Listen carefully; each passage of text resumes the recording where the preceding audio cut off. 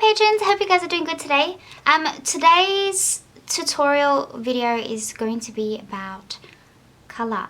So I'm going to do a color wheel for you using my set of 24 pencils, my Faber-Castell Polychromos pencils.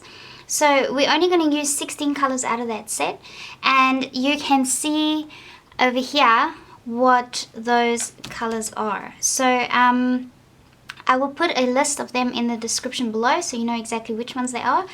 So polys, most of you have the Polychromos pencils, which is good, so that's why I'm using them. I've done this video before and I used a different type of pencil, and I decided actually I'm not going to do that. What's the point in me using a pencil that I don't ever really use? So I might as well show you guys how to do everything with the pencils that I know I always use, and with the pencils that I think I know majority of you have already.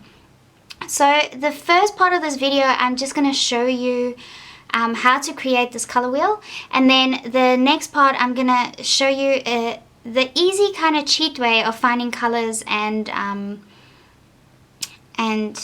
yeah, doing it the easy non-thinking way, pretty much.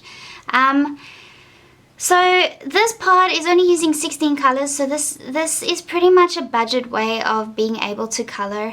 But this teaches you more than just finding colors. It also is a good method of practicing how to blend your colors into one another without making lines. So you want to get a gradual blend with all these colors without there being any lines, so you can't actually see how the colors are divided, but it just all blends very nicely, if you know what I mean. So this is very good practice for blending, and then once you get this right without there being any lines, then you can feel very confident that you have no problems with blending in color pencil. Okay, so all I did over here is on my piece of Fabriano paper, it's just this paper over here. So the Fabriano sketching, I don't know how to pronounce it. This is a 56-pound paper, and I don't really know what all that means, but I know that this is a pretty smooth paper. It's got very little texture, and this is perfect for color pencil and trying to get everything really smooth. So I like to use this paper when I am doing portraits and skin tones, because it's nice and smooth and there's not too much texture.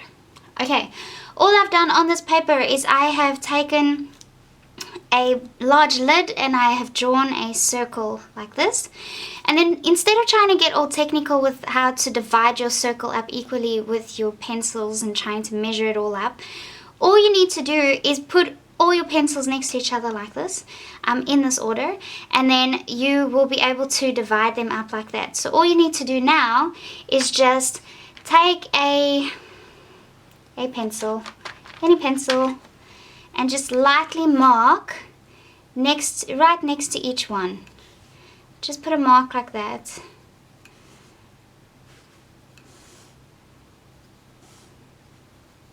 On your paper,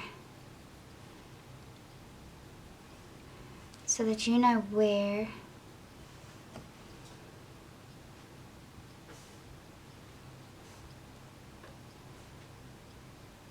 you're gonna start.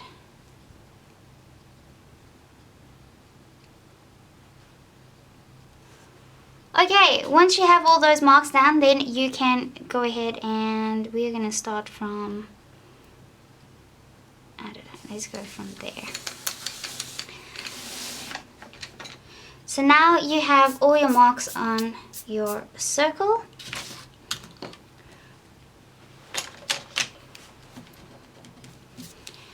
And you can use a normal little, sorry, I'm all over the place.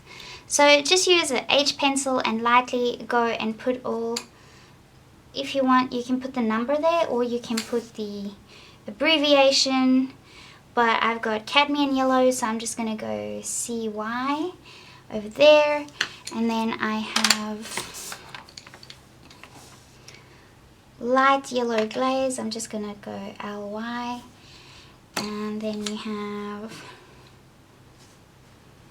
light green, LG, earth green yellowish. I'm just gonna go EG,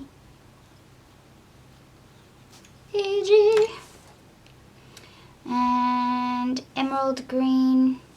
I'm just gonna go EMG, I guess, and dark phthalo green. Just gonna go dark green. I'm sure you guys get the picture. Phthalo blue, PB. Where do I get PG from?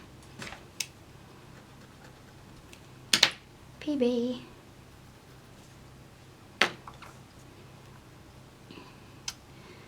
Light ultramarine, LU, ultramarine, U, helio blue reddish. Oh my gosh, these names. How anyone remembers? Magenta, that's one, easy one. Dark red, deep scarlet red,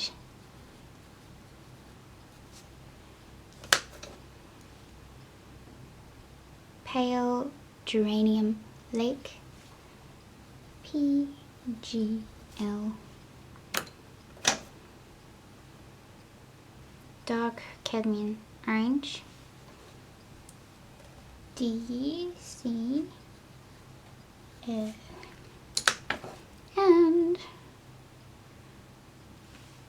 dark chrome yellow.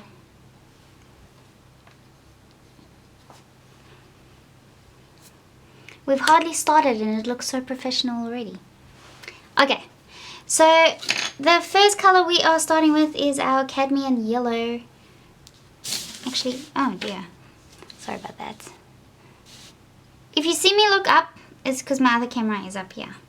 So I'm trying to get both of them.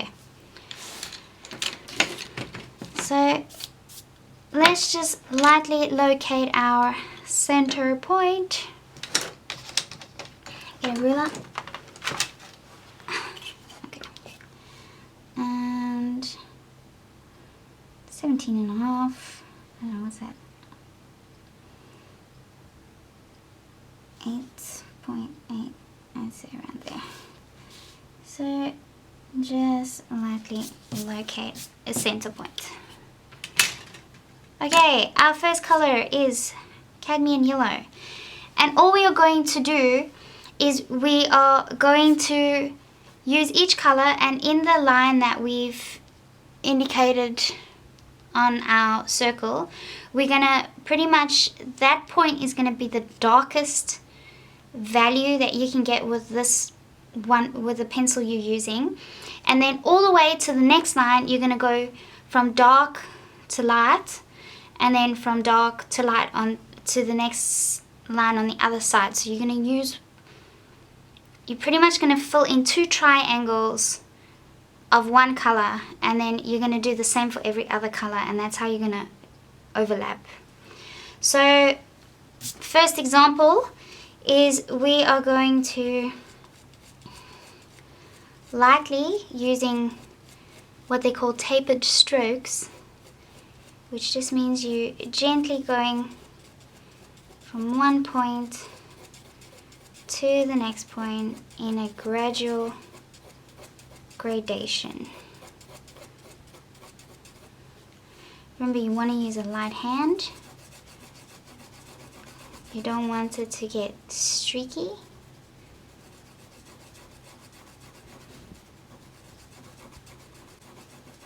You're going to go all the way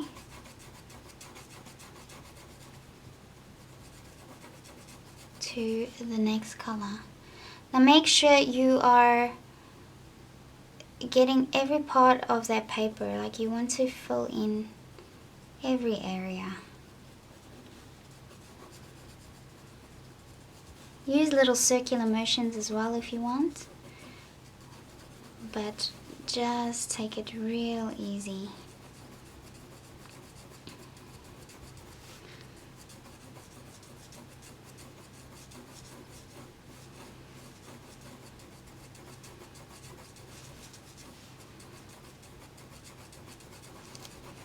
As you go, take your time. Now I'm going a lot faster than what I generally would if I'm doing a specific drawing, but this should just give you guys an idea. Hopefully I'm not rushing it too much and I don't end up making streaks, which is exactly what I want to show you guys not to do. So I'm just going to use a circular motion and gently fill in that area very, very lightly. So this part of my yellow line needs to be the lightest it can be. So it must not be too dark. Okay, and now I want to do the same towards the other side. And then we can come back to the center line and create those darker values gradually. You don't want to do it too quickly because then it's going to look streaky and it's going to look like it was rushed.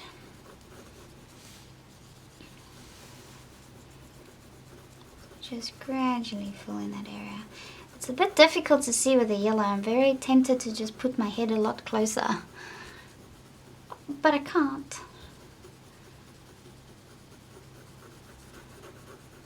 Just keep filling it in gradually.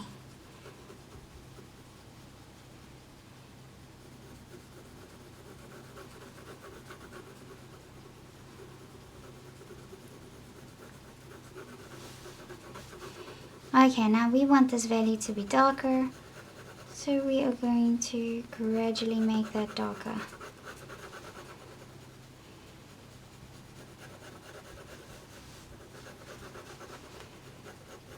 So you want to do it in such a way that you can't actually see the exact point where it gets darker. It must be a gradual blend of the color. Okay, gradual blend. Just keep going.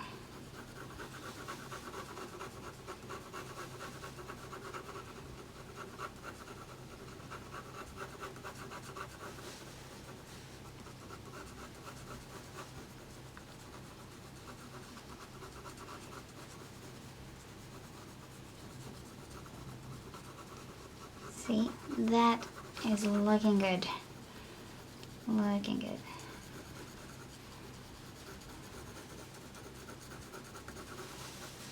Okay, so that was the first one, cadmium yellow. So now I'm moving on to the next one, which is my light yellow glaze, and I'm going to do the same thing. So start at the center point of that line that I made, and then gradually work my way to the next line next to it.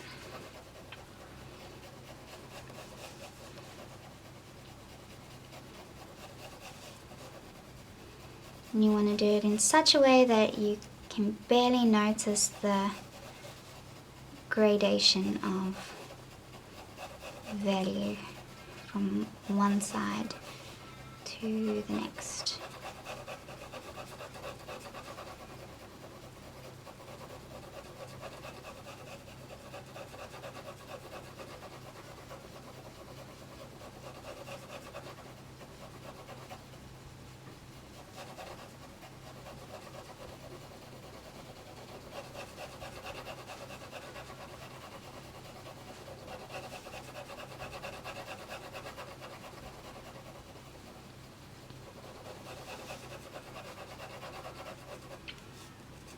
Remember to just use those tapered strokes so that it doesn't get streaky, and gradually just build it up and build it up.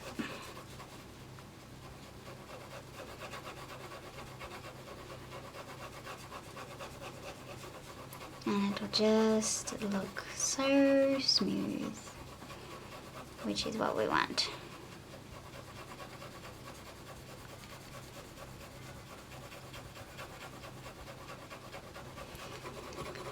Okay, so we continue that gradation, and that is looking nice.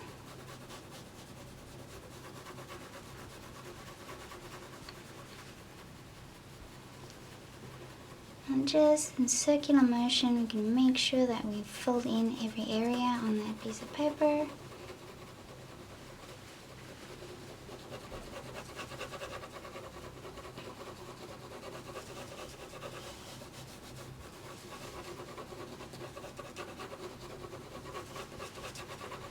Remember, don't go further than the line next to it. Just go up to the line next to it. Okay, so I think that can be a little bit darker still.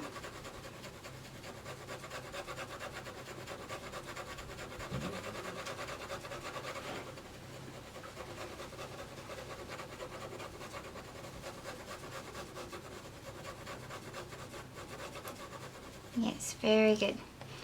Okay, so that was our second color. Now we are going on to light green. This is going to get a little more fun because now we're going to go into the yellow, and you're going to see how the yellow makes the light green even lighter and brighter, which is nice.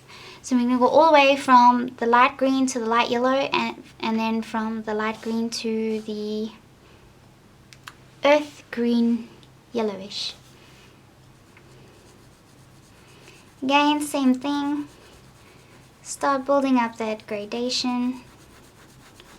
Now, don't worry, I'm not going to bore you through every single color. I'm just going to do green for you guys, and then, or the light green, and then I will time-lapse the rest.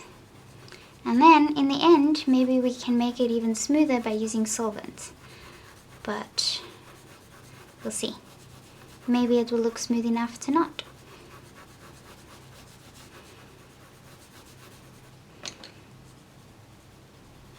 I love these pencils. These are my favorite pencils, and they just work so well with the Prismacolor pencils. And then one day I can get a set of, I think that's my next goal on Patreon, is to be able to buy a decent set of the Caran d'Ache Luminance pencils, because those will be the ideal wax-based pencils compared to Prismas, which are just, they're beautiful colors, they're beautiful pigments, but it's just such a bad quality pencil that I'd just rather be without. Move on to the Caran d'Ache Luminance. But I will try and finish my Prismas first. No point in just letting them stand there.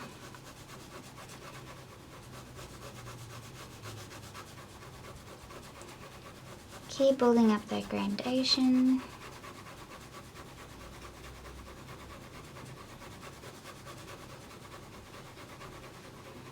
See, it's barely noticeable where those colors mix together. But when you see the entire color wheel as a whole, then you're like, oh wow, it's a very nice blend.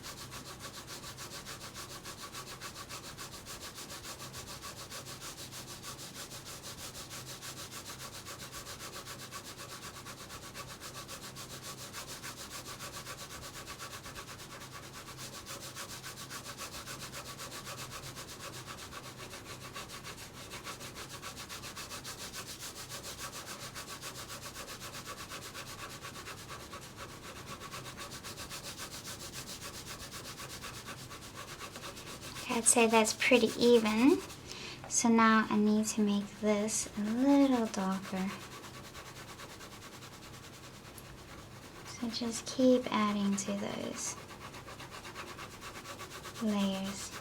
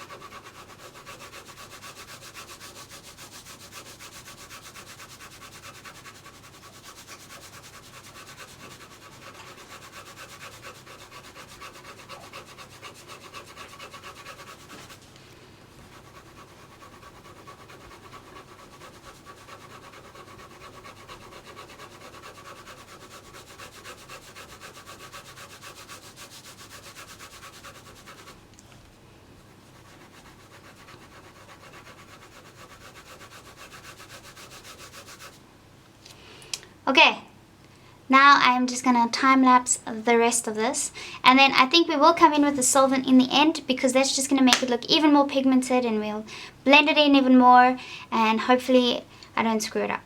Okay, so see you guys at the end of the time lapse.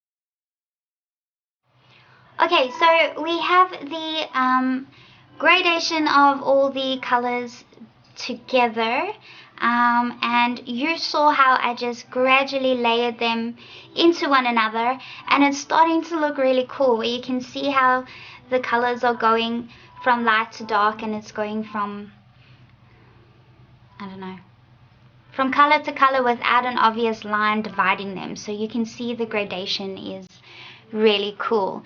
Now, one thing that is always going to be a bit of a challenge is not having the texture of the paper come through. So most of you already know that I use the method of blending with the solvent. So I am going to finish off my color wheel by blending all these colors in with the solvent, and really hoping that it turns out nice and smooth, because it's a lot of colors next to each other, and I'd like it to look really smooth without it looking almost like there's brush strokes. So I'm going to use my solvent, which I just use the Art Spectrum odorless solvent, this one over here. And I am just going to dip my brush in it. I have a little container over here.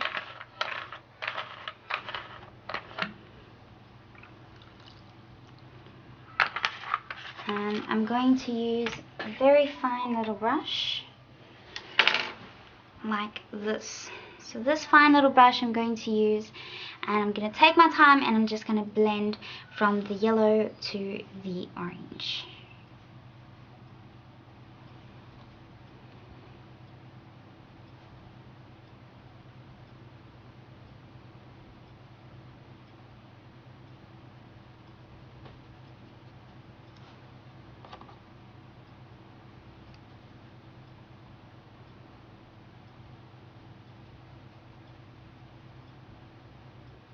And when it dries, it should start looking really nice and smooth. And also, because we're blending with the solvent, we're getting into every little part of texture of the paper, so it's going to make it look smooth and pigmented and very nice.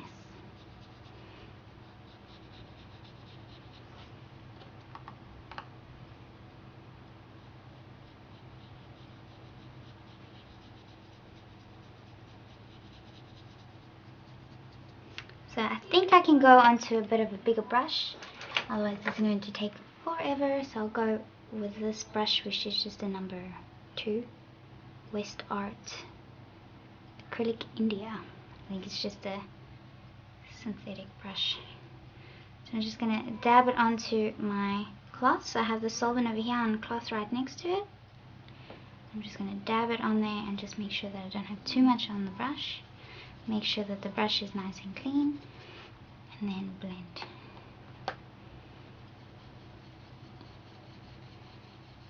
Just use soft circular motions.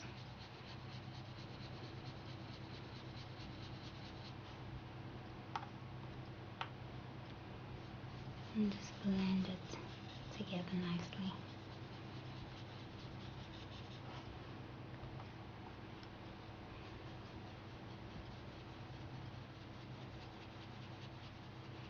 Now this paper is quite thin, so it's easy to really wet it, so it might take a little bit longer to dry, but that's okay.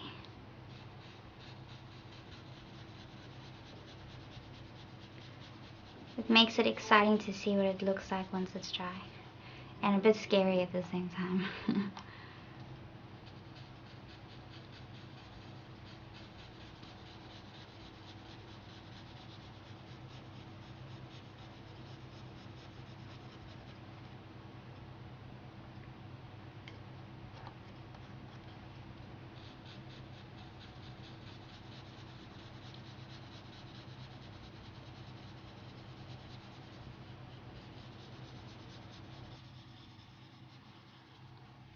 Okay, I'm just going to fast forward all of that, and then I will explain all the colors then.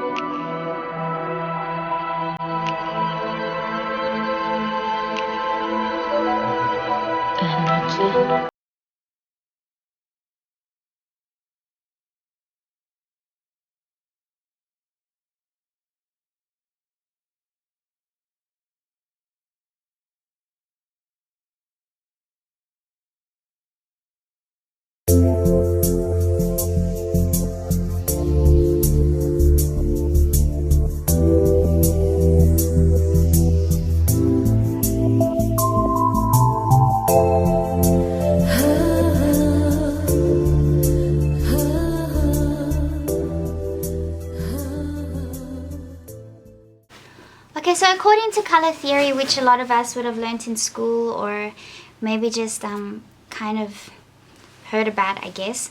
I haven't really studied color theory, so I don't know much about the details of getting colors, and I don't even know that much when it comes to lighting and things like that, so I still have a lot to learn myself. So this was a good practice run for me, to have a look at how I can just use a minimal amount of colors and create so many different colors. So the three primary colors are yellow, blue and red, and then from those colors you can gradually blend across, and then you get your secondary colors, and then you get your tertiary colors. So your secondary colors being your green, purple and your orange, and then your tertiary colors being all in between them. So that is a lot of colors. This, if you had to look on Photoshop or Sketchbook Pro or those kind of like graphic design software programs, they often have a circle just like this, and then you can go ahead and you can go and pick which color you want in all of that. So it was a really fun exercise to actually try this, and I think it is very much worth you having a go at it as well, and then trying to practice the whole blend process as well. And if you find that areas aren't blended smooth enough, go ahead and do another layer on top of that. I could probably do another layer over here, because that looks like it's a bit too straight for me. I would like that to be blended in even more, so I might just go ahead and do that later. But this should give you the idea of it. So that's the gist of it. And also another thing that a color wheel like this shows you is it shows you the warm colors and the cool colors. So if I had to just divide it like that, you can see the warm colors on this side and you can see all the cool colors on this side. And then another thing that they teach you in color theory is how to find harmonious colors. Now, harmonious colors or complementary colors are the colors that, or harmonious colors are colors that are right next to each other. So if you use a range of colors that are right next to each other, they are considered harmonious and they'll work very well together. Or complementary colors, which are the colors that are right opposite from each other. They also work very well together. You would think it contradictory, but it actually balances it out perfectly. So those are what they call the complementary colors. Now keep in mind, I've been teaching myself about all of this as well, so it's been quite a good process to learn with you guys. But what I'm going to show you guys now, or talk about now, is the easy way. So the easy way, unfortunately, is the more expensive way. The easy way means you buy all the colors instead of trying to make all those colors yourself. So I have the full set of the Faber-Castell Polychromos pencils and the full set of the Prismacolor Premier pencils, and I like using them together, and I like blending both of them with the solvent, and this is exactly how I blend. So I think this was a good blending tutorial as well as a color theory tutorial. And what I also do is I create swatches like this. So these swatches are what I use from my pencils. So this swatch is from my Faber-Castell Polychromos, my full set of pencils. So that's the biggest set that you can get. I think it's 150, maybe, or 120, I'm not sure. And then what I do is I will take these swatches and put it against my reference until I find the right color or the closest color, and that's the color that I'll use. And that's just the easiest way to find colors and put them to your actual drawing. So that is the cheat way. So what I'm going to do for you guys is I'm going to put some attachments to this video, which gives you the link as well as the PDF or JPEG copies of these swatches so that you can create these yourself. And then, so I have one for the Prismacolor pencils and I have one for the Faber-Castell Polychromos pencils. I'll try and see if I can find one for the Caran d'Ache pencils, and I'll put that there as well, so that you guys can make your own swatches. So if you guys want a quick and easy way to find colors according to your reference photos, then use your swatches, and that's also if you guys have the big sets, the full sets of colors, obviously. If you don't, then you're probably going to try and find colors like this, which will probably make you a pro, because if you use the harder method and the cheaper method, you'll probably become a much better artist, because you'll get very familiar with how to get colors, and that's actually quite a difficult process. I just take the easy way and use the biggest set and find the colors closest to it, or the same colors, and then I use those colors and go ahead and draw, because I don't want to try and create colors when I'm doing drawings. I just want the colors to be there ready for me. So yes, so that is the easiest way. I'll have the attachments down below, and I feel like I've missed something, like I've skipped something. If I have, I will just add whatever extra information to the description below so that you guys have it. But that is how I created this color wheel, and I really hope that this is going to help you guys a little bit more on how to find colors and create colors, and a bit on the theory, even though I really didn't go in depth on the theory because I know very little. So, but I think it's good for you guys as well, and it gives you guys a little more confidence in knowing that you don't need to know every detail about color theory to be able to produce very good drawings. So I take comfort in knowing that. Okay, that is the end of this video. I hope that this was useful, and I hope I didn't go too fast. Let me know if you guys want to know anything else about this tutorial, if you want me to add anything else to it, and I will. So for now, I wish you guys a very Merry Christmas and hope you have a Happy New Year. And I am doing another video before the New Year, and I will try and keep doing one every single week for you guys. But yeah, so that's it from me. Merry Christmas, and I'll see you guys in the next video. Bye.